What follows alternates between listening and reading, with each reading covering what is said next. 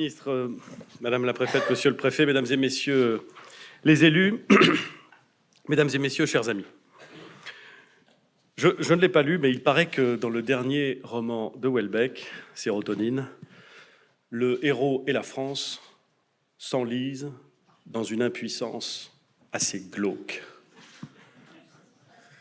Le héros n'arrive plus rien à faire, ou plus à rien faire, si ce n'est des allers-retours frénétiques entre Paris et la Normandie. Les deux sont sans lien, évidemment. Je suis heureux d'être ici et de me retrouver face à vous, ou plus exactement avec vous, car au fond vous incarnez l'antithèse de l'impuissance, que vous soyez élu ou universitaire, que vous soyez acteurs portuaires et fluviaux, représentants de l'État ou du monde économique. C'est la première fois depuis la conclusion du contrat de plan interrégional qu'un tel colloque est organisé, dans la lignée de ceux qui avaient réuni beaucoup d'entre nous au début des années 2000. Je voudrais remercier la région Île-de-France, la région Normandie et le délégué interministériel au développement de la vallée de la Seine, le préfet Philizot, d'avoir relancé cette démarche. Elle est utile. Le nombre et la qualité des participants reflètent l'importance des enjeux que je voudrais, si vous me le permettez, aborder très rapidement. Je ne sais pas si on peut décemment comparer l'axe Seine avec le Nil, qui féconde l'Égypte, mais il me semble que l'on peut dire, sans mentir, que la Seine fédère le bassin parisien, qu'elle est la matrice d'une croissance, d'emplois, d'une civilisation à l'origine de l'unification française. La Seine, et les Normands le savent assez bien, a été une des brèches du pays qui ont permis les invasions, mais elle a aussi été un incroyable vecteur d'ouverture au monde. Et l'ancien maire d'une ville fondée pendant la Renaissance pour faire participer la France à la conquête du Nouveau Monde est probablement mieux placé encore que d'autres pour l'affirmer. Mais la Seine, elle est aussi et surtout le premier système logistique français qui innerve un bassin industriel de premier plan, puisqu'il génère à lui tout seul près d'un tiers du PIB national et qu'il réunit 3 de ses plus grands ports. Nous sommes tous convaincus, quels que soient nos métiers, quelles que soient nos fonctions, quels que soient nos lieux géographiques d'implantation, que l'ouverture du Grand Paris à l'international est un enjeu majeur. Et nous sommes, je crois, tous convaincus ici qu'un de ces moyens d'ouverture à l'international, c'est l'axe Seine, en s'appuyant sur l'ensemble du tissu économique et urbain des territoires qui bordent ce fleuve. Les dernières années qui se sont écoulées ont été riches pour la vallée de la Seine.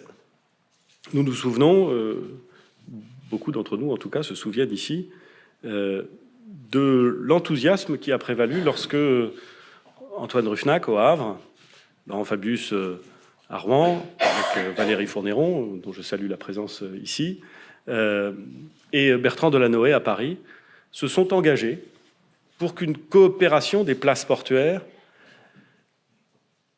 ou des grandes agglomérations puisse être imaginée, en partant de bonnes idées, en partant de belles visions, et en se disant qu'au fond, c'était à l'échelle de l'axe Seine qu'il fallait envisager la présence du Grand Paris face au monde et dans le monde.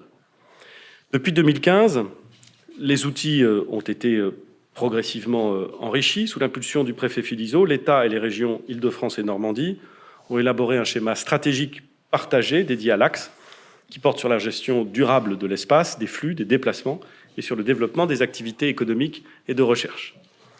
Sa mise en œuvre a été immédiate puisqu'il a été suivi par un contrat de plan interrégional couvrant près de 1 milliard d'euros d'investissement pour la modernisation des barrages et des écluses, l'adaptation du réseau ferroviaire, l'équipement des ports, la gestion du fleuve, la transition écologique ou l'offre de foncier d'activité.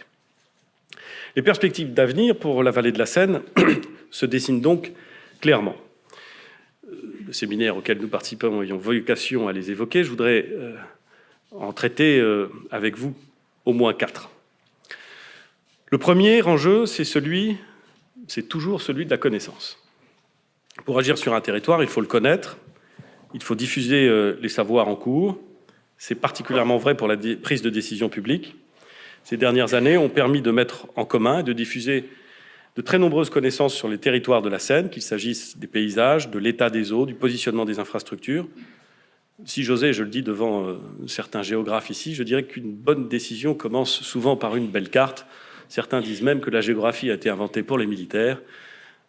C'est un débat universitaire dans lequel je ne veux pas rentrer, mais il est clair que le plan, la carte, sont souvent des éléments indispensables pour la prise de décision. La coopération avec les agences d'urbanisme, avec l'École nationale supérieure de paysage de Versailles, avec l'Agence de l'eau Seine-Normandie, a permis d'avancer sur de nombreux projets, comme la validation des tracés de la ligne nouvelle Paris-Normandie, le développement de la Seine à vélo, le développement du tourisme fluvial. Ces coopérations fonctionnent, elles devront à l'avenir être maintenues et même renforcées. Le deuxième enjeu, c'est celui de l'intégration. Faire travailler tous les acteurs autour de la même table, qu'ils soient normands ou franciliens, représentants de l'État ou des collectivités territoriales, institutionnels ou venant du monde économique, c'est tout l'objet de la démarche Vallée de la Seine. Et nous savons que c'est un exercice aussi évident que difficile. Évident dans son principe, parfois un peu difficile dans sa réalisation ou dans sa concrétisation. Sur certains sujets, il faudra probablement aller plus loin encore. Je pense par exemple à la gestion de la Seine en aval de la confluence avec l'Oise. La Seine est actuellement dans un bien meilleur état écologique qu'il y a 20 ans. On me dit que le saumon remonte jusqu'à Paris. Personnellement, je n'en ai jamais rencontré. Mais enfin, si c'est le cas, c'est bien.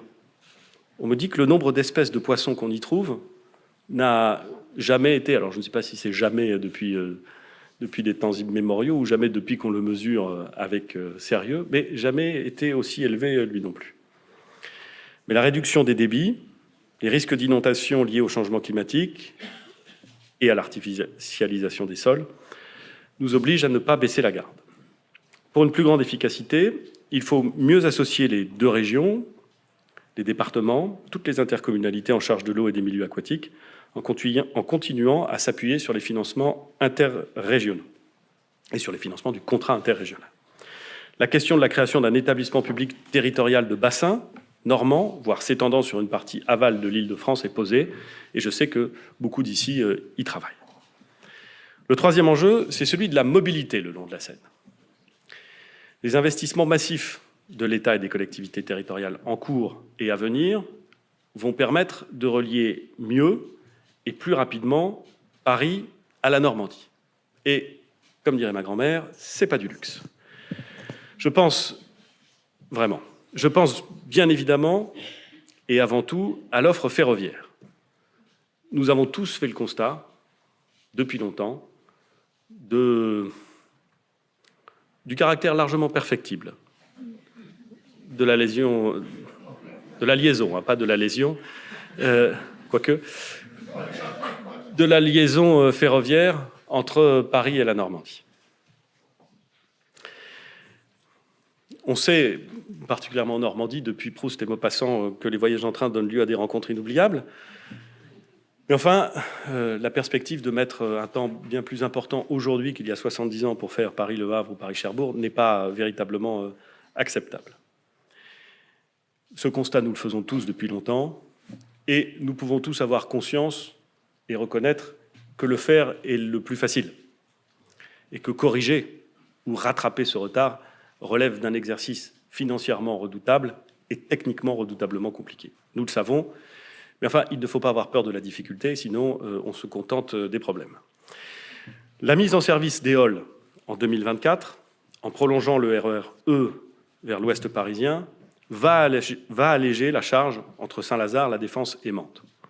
Et nous savons que c'est dans l'entrée dans le système parisien que se multiplient et s'additionnent les problèmes, et parfois, il faut bien le reconnaître, les retards. Avec la mise en service d'Éole, l'aménagement du faisceau ferroviaire de la gare Saint-Lazare renforcera la régularité des trains franciliens, certes, mais évidemment normands. Les études ont d'ores et déjà démarré. C'est un très gros travail technique, intellectuel avant d'ailleurs d'être technique, financier. Il est engagé et c'est très bien ainsi. Enfin, la ligne nouvelle Paris-Normandie va augmenter la capacité globale de l'axe et améliorer la régularité des circulations en distinguant les trains lents, qui assurent la desserte locale, des trains nationaux plus rapides. Dans le cadre de la loi d'orientation des mobilités, qui sera examinée dès mars, Madame la ministre, au Sénat, nous avons opté pour une réalisation par phase afin de traiter en priorité les sections saturées. L'engagement des travaux entre Paris La Défense et Mantes aura lieu à la fin de la période 2023-2027. Le traitement du nœud de Rouen sera lancé dans la période quinquennale suivante. La loi d'orientation des mobilités indiquera, c'est son objet, enfin c'est une partie de son objet, car son objet est assez vaste, comment nous entendons décrire de façon claire et crédible le financement et la réalisation de travaux maintes fois annoncés, mais plus souvent annoncés qu'ils n'ont été financés. Le dernier enjeu, probablement celui auquel je suis personnellement le plus sensible, plus encore que la bonne qualité de la liaison ferroviaire, c'est l'efficacité du système logistique et portuaire. Cette efficacité nécessite évidemment une politique d'investissement ambitieuse. C'est le sens de l'ouverture au fret de la liaison ferroviaire Serqueux-Gisors-Pontoise, qui sera achevée dès le deuxième semestre de l'année 2020. C'est aussi l'objectif des grands travaux sur les barrages et les écluses qui jalonnent le cours de la Seine, à Méricourt, à Port-Mort ou à Pau-en-Freville, en Normandie. C'est enfin le but des grands projets d'investissement développés par les ports de l'Axe. Je pense notamment aux opérations liées à l'achèvement de Port-de-Mille au Havre, qui seront bientôt engagées. Passer la vitesse supérieure, et c'est mon dernier point, et c'est probablement le plus important et le plus nécessaire, implique d'améliorer les complémentarités incontestables qui existent entre nos places portuaires. Il existe en France 3 systèmes portuaires, je parle bien de systèmes portuaires, qui présentent un intérêt européen et international évident, au sens où ils constituent les portes d'entrée continentales. Je l'ai dit, au Havre, en 2017, je le redis à Paris en 2019, ces 3 systèmes portuaires d'intérêt continental doivent rester dans le giron de l'État, mais doivent bénéficier d'une gestion mieux intégrée le long des axes qui les desservent. Le premier d'entre eux, c'est l'axe Seine. En 10 ans, nous avons avancé. Après la mise en place d'un conseil de coordination interportuaire en 2009, puis la création du groupement d'intérêt économique AROPA en 2012, j'ai annoncé en novembre dernier l'intégration des ports du Havre, de Rouen et de Paris en un établissement public doté, unique, mais doté de 3 implantations territoriales, avec leurs spécificités, avec leurs ancrages locaux. Elles apporteront une contribution essentielle à la réussite du nouvel ensemble. L'objectif, c'est de créer un hub maritime puissant pour jouer pleinement dans la concurrence mondiale, pour penser une stratégie commune, non pas concertée, mais commune, pour peser commercialement, pour envisager des investissements à la fois portuaires, mais extra-portuaires, cohérents sur l'axe et au-delà de l'axe. Cette annonce a été formulée, il est grand temps que le travail démarre. Nous avons donc, avec Madame la ministre des Transports, pris la décision de nommer Catherine Rivaud-Allon au poste de préfiguratrice de cet établissement public. Madame Rivaud-Allon est une très bonne connaisseuse de la logistique, puisqu'elle a effectué une grande partie de sa carrière dans des groupes de commerce de proximité ou de grande distribution, fondés sur justement une utilisation optimale des flux logistiques. Elle connaît bien le monde portuaire, puisqu'elle est, depuis 2015, présidente du conseil d'administration de Ports autonomes de Paris. Et je crois qu'elle a toutes les qualités qui lui seront indispensables pour préparer les opérations. Elle est une des rares personnes que je connaisse qui habitait, et dans cet ordre, au Havre, puis à Rouen, puis à Paris. Et la légende raconte même, Madame la Présidente, que vous habitez dans une ville que je ne citerai pas par respect pour votre vie privée, à l'angle de la rue de Rouen et de la rue de Normandie, ce qui en soi n'est pas une qualification suffisante, c'est vrai, mais enfin indique une attirance particulière. Madame Rivaud-Allon aura la mission de faire naître le nouvel établissement public, au plus tard le 1er janvier 2021. Si c'est avant, ça me va parfaitement. Je lui ai même demandé d'aller nettement plus vite si elle le peut. Je sais qu'elle ne ménagera pas sa peine. Elle sera chargée de mener la préfiguration de manière opérationnelle, au plus près du terrain et en s'appuyant sur les équipes dirigeantes actuelles, de proposer, d'ici l'été, l'automne, les règles de fonctionnement du nouvel ensemble portuaire. Nous inscrirons ces règles dans une ordonnance que nous adopterons en application de la loi d'orientation des mobilités, laquelle prévoit déjà la possibilité de se saisir en la matière. Elle sera également chargée de mener un dialogue avec l'ensemble des partenaires sociaux sur la manière d'accompagner la création de cet établissement, sans négliger le dialogue avec les élus locaux. Il est indispensable.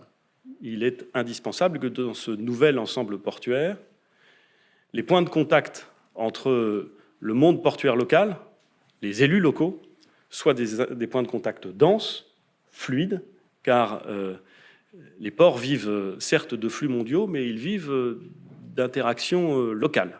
Et il faut donc une capacité à prendre des décisions localement. Dialogue avec les élus locaux, avec les acteurs du monde portuaire. Dialogue aussi très intense avec les acteurs sociaux, les partenaires sociaux, les acteurs syndicaux, que je veux rassurer, à tout le moins tenter de rassurer. Les discussions seront intenses avec eux. Notre objectif, c'est d'avancer. Le statu quo nous semble plus dangereux que la construction d'un nouvel ensemble fort, et l'objectif sera de traiter à fond l'ensemble des sujets, en transparence, avec un esprit constructif et avec la volonté de construire un établissement respectueux de chacun, mais dynamique, compétitif par rapport à la compétition européenne et capable d'envisager l'avenir des territoires de façon satisfaisante. Enfin, vous serez chargée, Madame la Présidente, d'élaborer le projet stratégique du port en construisant un programme d'investissement qui soit cohérent, ambitieux et qui ne se résume pas à la somme des 3 programmes d'investissement pris séparément. Pour travailler dans de bonnes conditions, nous avons pris la décision de placer auprès de vous un comité qui sera constitué des 2 autres présidents de conseil de surveillance des places portuaires et dans lequel Madame Valérie Fournéron a accepté de siéger. Je leur remercie, chère Valérie, pour apporter l'expertise que vous avez accumulée et développée grâce au travail qui vous avait été confié il y a quelques années sur la construction justement de l'axe Seine et de sa dimension portuaire. L'idée, encore une fois, c'est de faire en sorte que ce comité de préfiguration, qui comportera également quelques experts techniques en droit social, qui sont importants, puisse préparer, consulter le plus largement possible et préparer l'élaboration de la nouvelle gouvernance, de la nouvelle stratégie, du futur de ce nouvel établissement. Le port intégré de la vallée de la Seine, mesdames et messieurs, va constituer le fer de lance de la stratégie logistique de l'axe Seine. J'ai la profonde conviction que tous les territoires vont bénéficier de cette approche intégrée et collaborative. Pour finir, je sais que beaucoup ici s'interrogent sur l'avenir du contrat de plan interrégional. Les collectivités, les établissements publics, les acteurs économiques me semblent unanimes à demander son renouvellement en 2020. Je vous confirme donc que l'État partage cet avis, de sorte qu'un nouveau contrat de plan interrégional sera élaboré quand l'actuel arrivera à échéance. Il continuera à être piloté pour l'État par la délégation interministérielle au développement de la vallée de la Seine. Et avec cet instrument, avec l'énergie de celles et ceux à qui reviendra la charge de faire avancer ce dossier, j'espère, je crois, je souhaite que la prospérité et la postérité de la vallée de la Seine soient au moins égales à celle de la vallée du Nil. Peut-être même encore plus grande. Bon, enfin, fixons-nous des objectifs atteignables. Ce qui se joue dans les quelques mois qui s'engagent n'est pas neutre. Nous savons tous ici l'histoire des 3 places portuaires. Nous savons tous ici la puissance des collaborations et des complémentarités. Nous savons tous également les difficultés qu'il peut y avoir parfois à se parler et parfois à se comprendre, rarement, mais ça peut arriver. Je crois vraiment que si nous voulons aboutir à l'objectif, satisfaire un intérêt local, mais aussi, et au moins autant, un intérêt national que nous avons tous à cœur de défendre, nous devons envisager ce grand projet à l'échelle du continent, à l'échelle de l'Europe, peut-être même à l'échelle du monde.